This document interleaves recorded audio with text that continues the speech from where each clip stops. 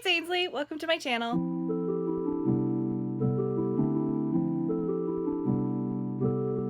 So it is Thursday, October 26th. No, it's September. Oh my god. Guess what just came in the mail? My package from Book Outlet. Also, having fun isn't hard because I've got a library card. I don't know what my hang-up about library cards was for so many years. I feel like I was really self-conscious that people who use the library were like poor and I didn't want to look poor. But like now I'm older and I can recognize that that's like dumb as far as logic reasons to not have a library card goes. So I am back on the library card bandwagon. I want to get into getting books from my library, getting audiobooks from my library. But yeah, without any more like psychoanalyzing myself, let's open the package and see what books I got. Couldn't find scissors, so courtesy of Dad, pocket knife.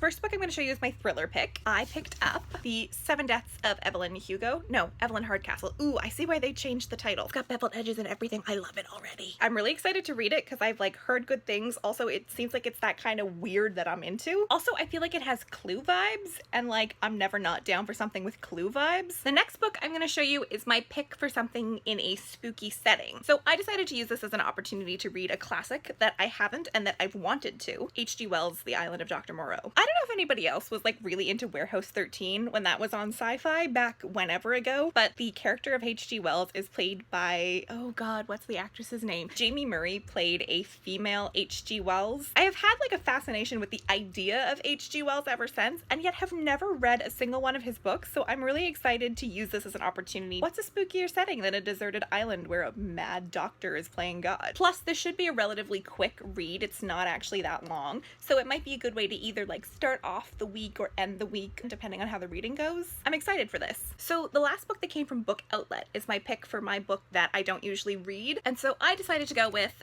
Afterlife with Archie. I don't usually read graphic novels, mainly because when I was growing up they weren't accessible to me. I figured a good place to start would be Afterlife with Archie. This seemed like a really natural choice for me because growing up I like watched the crap out of Archie's Weird Mysteries. Hey, what's that sound? Archie's Weird Mysteries. It was like this animated kids show where Archie was writing, I don't know, some kind of journal, like newspaper journal about weird happenings in Riverdale, and everything was supernatural. There's an episode where Veronica turns into a 50-foot giant. And also like the pilot episode is about potatoes that are also aliens that are turning people into clones. It's just like, it was weird. So like this tone in an Archie comic is not unfamiliar to me. So I'm really excited to like read it. Either you're watching this as a haul video or this is just kind of like my intro to Spookathon, which if so, happy Spookathon! Let's see how I make out reading those. And voila! Through the magic of editing, here we are, October 14th, first day of Spookathon. I am so pumped. I've already started reading The Island of Dr. Moreau. I'm at chapter 7. I haven't gotten too far in. It's just after 1:30 right now. I'm a bit behind on my NaNoWriMo prep, so I was up late last night doing some of that, and I hit a snag. I hate when I hit a snag, so that's gonna require some brain power today too. So I'm hoping to get through this relatively quickly so that I can knock one book out today, and maybe try to aim to read one throughout the work week and one on the weekend. First real order of business though is to go get some food because I have not done that yet, and I'm, you know, hungry because it's lunchtime. And then I have to take some pictures for my Instagram of my TBR for Spookathon, so I will do that. And then maybe crack out another few chapters before getting back into my nano prep. I might need to like phone a friend to talk stuff out because, oh, I'm in a corner and it's not good. It's not good.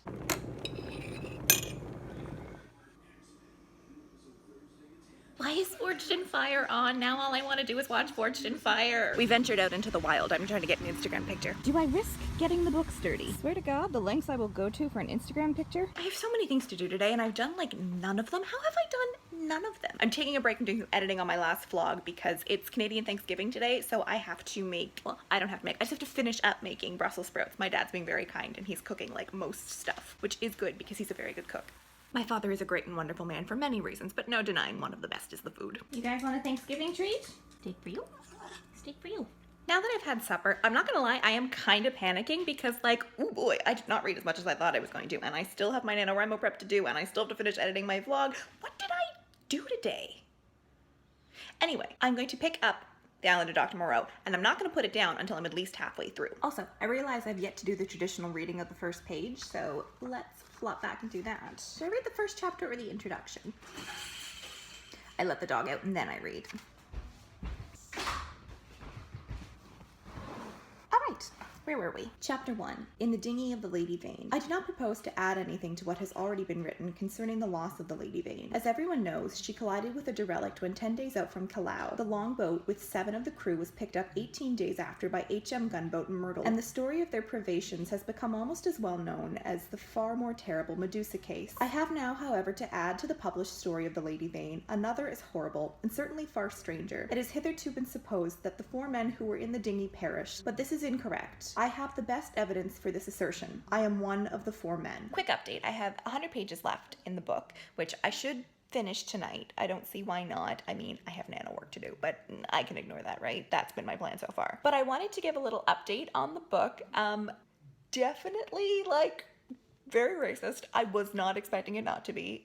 There's a certain expectation going into books this old. It's not comfy. It's the kind of thing that I almost wish, I don't know how to phrase this. I think a modern retelling could really look through a different lens at the way the book is racist, and I think that would be interesting. Like, I'd almost be curious to see an author of color take a crack at a retelling, although I'm sure one probably exists. There are elements of this that just make me want to see what could be done with it when told in a modern way with a modern lens, because even with all of its problematic BS, like, it so far is really interesting. I wanted to read this passage that really struck me. Yet had I known such pain was in the next room, and had it been dumb, I believe, I have thought since, I could have stood it well enough. It is when suffering finds a voice and sets our nerves quivering that this pity comes troubling us. That's still a very relevant comment to be making on society, on how if you know suffering is happening but you aren't being forced to stare it in the face, then you're so easy to ignore it. Basically, in the scene, he can hear there's a puma that they've taken back to the island, and he can hear next door that the doctor is doing something terrible to it. He's imagining the beast being like vivisected. It's very guttural and it's uncomfy, but that line is like very striking, just to say, had I not been able to hear the puma's cries and I knew what was being done to it, I probably wouldn't have cared. And like, isn't that true? So I'm really hoping, like, the more I read the book, the more that those bits of commentary make more palatable a book that is indicative of its time in its racism, you know what I mean? But anyway, let's just like hunker down and keep going. It's 7 o'clock. I got to about halfway through the Island of Dr. Moreau at like 6. I'm giving myself another hour to edit. Right now I'm working on editing my vlog because I meant to get that up on Sunday and it's Monday and we're not up yet. And then after that, it's gonna have to be done in an hour because I need to do my nano prep. I just do. So at 8:15, I am just starting to export my second vlog. It's not far off from where I wanted to be, and I thought I was going to be like way too nitpicky and we'd be here for hours, so I'm actually kind of pleased. I don't have a thumbnail made yet or anything, and I kind of want to have the video queued to go up while I'm at work tomorrow, so maybe I'll take 10 minutes to do that before I go into some more NaNoWriMo prep. Yeah. It's 9 o'clock. And while my nano work isn't done, that is because I realized that I was supposed to get stuff ready for supper tomorrow, so I'm doing that instead. Ground lamb that was on sale, so doing up a little spice blend. So I managed to get through about a chapter today at work. I have like a half-hour lunch, so I don't get much time outside of eating and going to the washroom to do anything else. But they're short chapters, so I went through a chapter of that. And yeah, I'm enjoying the book. I don't know, it's one of those things where I think I enjoy the concept of the book and like what the book is trying to say more than like how it's executed. I have that a lot with any like classics. Because it's not a contemporary style of writing, I'm not necessarily like in love with the writing style or the way the book reads, or sometimes even the opinions of the book. Also, we have a family friend visiting for supper. He and my dad are going out later to this Celtic music festival where I'm from, so that kind of puts a limit on how much time I have to do any more reading this evening. I'm also trying to make a live stream, and then I have to give the dog a bath, so we'll see how things work out. I bathed the puppy. I was going to read, but she was a mess because she decided to romp around outside. But I have just enough time to get on the stream. Yay! We're still waiting for Kate. I did it. Lavender, you're gonna get my bed all wet. It's coming up on 11:15 now, so I'm gonna go to bed. I am just at chapter 16 of The Island of Dr. Moreau. I did a little bit of reading after the live stream, got some good nano prep done. I'm still kind of not 100% where I need to be, but what are you gonna do? And you know, we still have half of October to go, so it's not the end of the world. So yeah, I'm sleepy now. The new episode of 911 came out last night, and I watched it this morning at like 6 o'clock because I like am that loser. I mean, I know I'm supposed to be doing spookathon reading, but like I might go read a bit of fan fiction because that's just like who I am as a person. Sprint away! So I'm in the middle of a sprint in a live write-in with Kate Kavanaugh and Emily Bourne. It's the last of the night and I'm like so brain dead. So I'm going to use the like 6-ish sprint minutes to read The Island of Dr. Moreau. I wanted to finish tonight and I don't know that I will. I'm kind of like, it's not like I work later than anybody else. It's just like, for me, I need a lot of decompression time because I'm in a really like people-facing job. I find that balance is difficult between like working and then doing other work. Which, I mean, book reading shouldn't feel like work, but like it is. So, I don't know, I watched a Bon Appetit video and I did some nano prep and now I'm gonna try to read a couple chapters. I don't know, maybe get to the end of the book, maybe not. See what happens. My bookmark is a Splenda packet I stole from work because the bookmark I had in there was a piece of paper and I used it to do my outlining. That's the kind of person I am. I can't do it. I don't want to be reading The Island of Dr. Moreau. I want to sit in my room in the dark and listen to Miracle by Churches for like 3 hours on repeat. So, I might do that. For anyone curious why that song specifically, it has kind of become like the soundtrack to my nano novel, so I kind of am like listening to it and getting ideas. I don't know. I'm in nano mode. I'm not in read The Island of Dr. Moreau mode. I might try to finish this chapter that I'm on. So I'm realizing, can you even see my face? What's really interesting about this, the more that I read and the more I get into it, is that like it reminds me of Lord of the Flies, and it's like reminded me of Lord of the Flies since the beginning. But I thought that that was just because it's set on an island. But I think also the parallels to like man's animal nature and the like violence of animal instinct, but also tying that together with like the cruelness of men and not high society exactly, but like Dr. Moreau would have been like a high society respected doctor in London. And like I think those things together, plus that they're English, is like, yeah, I think that's where I'm getting the parallels. This book is so weird. I'm not enjoying it. I don't know. I want to read a contemporary version of this. Does that exist? I think it's really interesting to read because it is so clearly written in a specific time, not just from like its attitudes and its lack of general being good with, you know, diversity and shit, but like there's something so lovely about the way things were written at this time when it's just like, there was a ruckus, and forgive me, but I do not recall what occurred next until we were running down the ravine. Like, that's it? That's all you had to do? You didn't have to write the fight out? You'd never get away with that today. You would never have a narrator in a novel be like, suddenly somebody lunged at my friend, but I don't remember what happened next because it was just such a ruckus and I was beside myself, and you'll have to forgive me because I'm not that good of a writer anyway. But then we were like running away and stuff, I guess. Like, that would never happen. How easy did you have it, H.G. Wells? Also, this must have been shocking at the time because reading it now, it's kind of gruesome. Like, man. Right? So I finished my chapter and then I brushed my teeth and listened to Churches. So I'm going to bed now. I'm not going to finish the book tonight, but hopefully tomorrow. So here's hoping. Good morning, everyone. Say good morning, Lavender. What are you looking at? Did you say good morning? It's Saturday morning at about 10 o'clock, not Thursday or Friday. I didn't vlog because I didn't read, but I'm ready to take a last crack at The Island of Dr. Moreau. I am gonna get this thing finished. And then also I have Afterlife with Archie because I feel like I should be able to get through this in one sitting. I picked up a reading buddy. Hi, Lavender. Hello. Say hi? Oh, okay. Oh well, I lost her. One of our state group coming up with an eagle because there were 6 eagles. When I moved to T4 last year on Saturday, there were 6 eagles. We are at the same number. So, I finished The Island of Dr. Moreau, and I really liked it. It's interesting sometimes to read older books and, like, classics. This was published in, like, the late 1800s. It was 1890 something originally. So, it definitely has a tone. There's definitely, like, it's old-timey. I used to butt heads with teachers over this because I think that to uphold classics as like still universally relevant because they've lasted the test of time as far as people still reading them, and to assume that because they're still read, they still apply to current society and that they shouldn't be picked apart for the areas in which they are no longer in tune with the social conscience of our present day. I don't necessarily agree. I don't know how to articulate this. When I was in high school, my grade 12 English class, our final thing was to do an essay on Shakespeare. And I did my essay on how like Shakespeare's not as relevant as people like to tout it as, purely because there's been so much sociological change, much in the way that from a like brain matter and brain chemistry perspective, there's studies that have been done that shows that human brains aren't even wired the same way. And to say that things written in,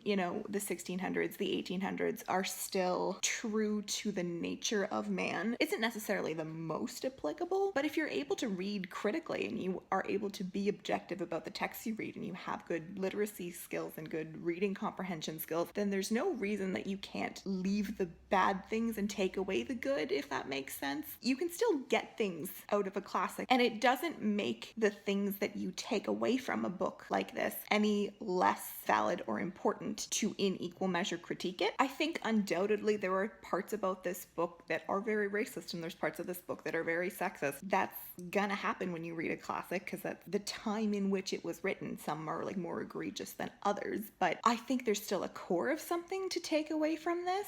And also, I think I'll read more H.G. Wells going forward because like he touches on some interesting stuff, and I want to read more of his work to see more of how he thinks, because I dig this. It's funny because this book, when I was reading about it online, was kind of pitched to me that it was still relevant today because it talks about like the morals and ethics of science. And like, that's not what I take away from this at all. It could be what you take away from it, but I don't leave the book with this sense of like, oh wow, man really needs to watch out about pushing too far in the name of scientific advancement. That's not really it. I think it's actually a commentary on like, I read it as being about humanity and about religious devotion and about organized religion. And that surprised me a bit because that's not how it was sold to me. But I really enjoyed that. I think there's a lot of great social commentary as far as what makes someone a man and what makes someone human. It's really interesting. I liked this, and I like that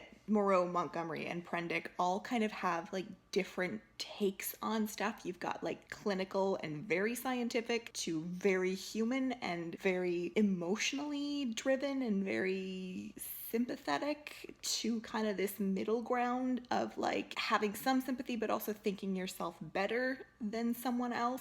It's interesting. I like it. I want to like sit with it more and digest it more, but I have a lot of thoughts about this book, and I think that's good. Like if you read something and you walk away needing to process it, needing to digest it, needing to think about it, like I think that's a good book. So this was a good book for me. It's funny because I think my favorite part of this book was like the thought-provoking last chapter. That was the big thing that hit for me, talking about like the aftermath of Prendick's experience on the island of Dr. Moreau. I know H.G. Wells has been dead for like 73 slutty years, but it really made me want a sequel, if that makes sense, because the events of the book are so traumatic and because they make you think so much about things. I think it'd be really cool to read about what happened next and how the things that Prendick experienced on the island of Dr. Moreau changed the way that he thinks and he lives his life, beyond just like a summary in closing at the back of the book. There's so much about this book and the things that it makes you think about and the way that it makes you view things that makes me really want to read additional material. I really want to read a sequel or a retelling in a different point of view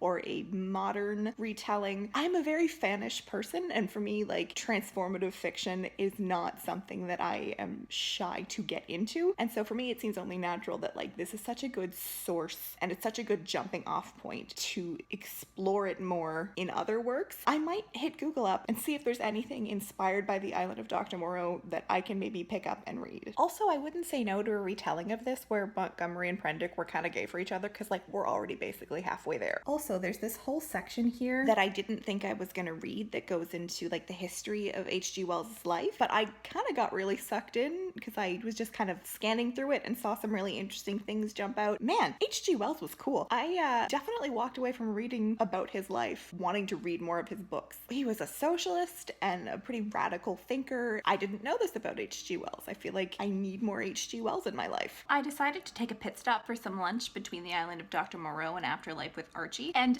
now I'm in this hole where I'm just like Googling if the Island of Dr. Moreau is in fact public domain, because all I want to do now is use that as my nano project. Why am I self-destructive like this? This is how the end of the world begins. Harold, they're lesbians. So this stupid book is making me cry. I didn't think I was gonna get emotional over an Archie comic, and look, I have literal tears. What is happening? My book is good.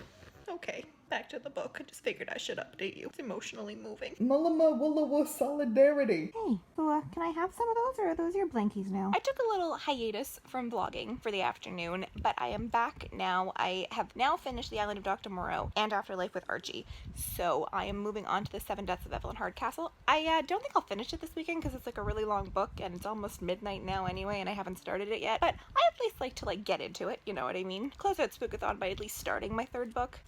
Would you stop? Hello. Oh no. Oh no. Did I finish my thought? I don't know. I got distracted by the puppy. But anyway, reading, and then I'll see you tomorrow. So I guess not quite good night, because after the dog licked me on the mouth, she kind of broke me out in hives a bit, or whatever rash is happening here. I don't know if you can see that. Bubbles.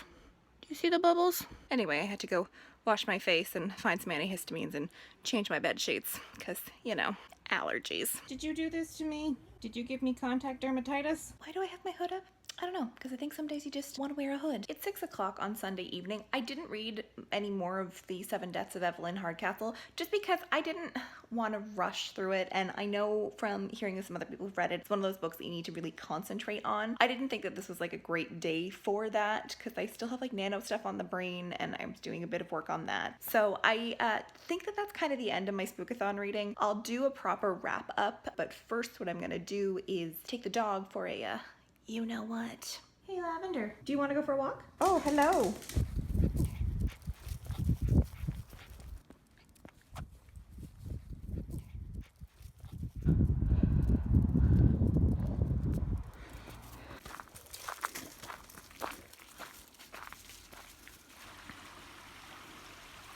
This feels like the exact kind of found footage that helps an elite team of New York investigators find out that it was in fact my crazy ex-husband that murdered me and not a pack of coyotes. So here I am, as promised, October 30th, with my post-Spookathon thoughts. I always like doing these wrap-ups after I've mostly edited the video so that I'm not just repeating a bunch of stuff that I already said, and so that I know what I'm keeping in and what I'm not. Like, how are you supposed to write a conclusion if you don't know what's in the body, right? But basically, am I disappointed at how much I managed to get read during Spookathon?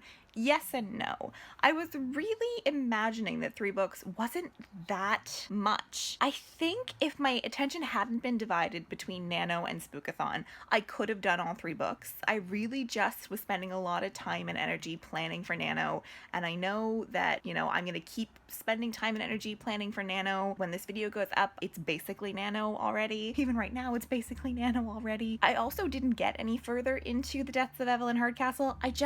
I don't want to rush it. I don't want to be powering through it and not really experiencing it because I know that I'm gonna like it. Maybe we'll like keep it as like a post-Nano treat. One of my reward tiers for Nano is taking like a weekend away, so maybe I will save that as like a nice weekend away read. As far as my overall thoughts on doing a readathon, because that was my first, I really kind of liked it. It's a good reason to try to scout for like different stuff that maybe you wouldn't normally read, and it's a good like community sense. I was scrolling through the Spookathon tag on Instagram, looking at people's TBRs, and just kind of getting in a reading mood and getting in a literary, wordy mood, which is good. And I think getting in that mood, ramping up to Nano, has been great. I'm doing a lot of talking about Nano, I realize that, but like, honey, we're about to do a lot more talking about Nano because it's November, and that's gonna be my life. All that said, I hope you enjoyed my experience doing Spookathon. I know I did, but I'm hoping you liked watching it too. All like 2 of you. Hi. Until next time. Oh, frick, I don't have a sign off. How long can I keep this up? Until, I guess there's nothing left to say, but until next time, bye-bye.